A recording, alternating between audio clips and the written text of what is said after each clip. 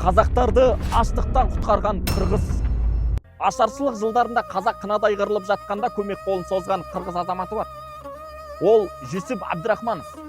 Ол небәрі 26 жасында Қырғыз Республикасы үкіметінің басшысы болып тағайындалған. Қазіргі тілмен айтсақ, мемлекеттің премьер-министрі.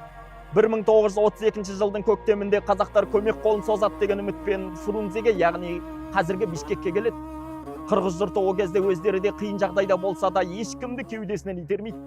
Сол кезде мемлекет қайраткері Жүсіп Абдрахманов Алатаудың ар жағынан келген қазақ туғандарға көмектесуге шешім қабылдайды. Ол Сталиннің азық-түлік тапсыру жоспарынан бас тартып, ет пен астықты қазақтарға таратуға бұйрық береді. Сөйтіп, мыңдаған қазақты аштық азабынан құтқарады.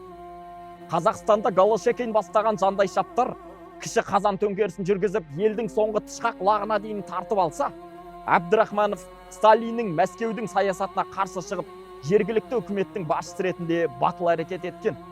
Орталықтағы басшылардың айтқанына көніп, айдауына жүрмеген. Жұмысынан, өмірінен айырылудан қорықпаған.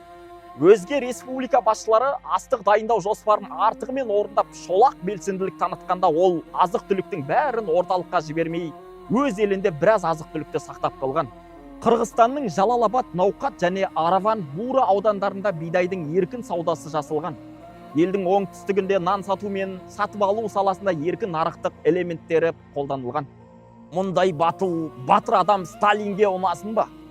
Мұртты көсемнің бұйрығын орындамаған үшін қызметінен алынып партиядан шығарылды. Ол шыл деп 1937 жылы 4 сәуірде тұтқындалып, 1938 жылы атылды.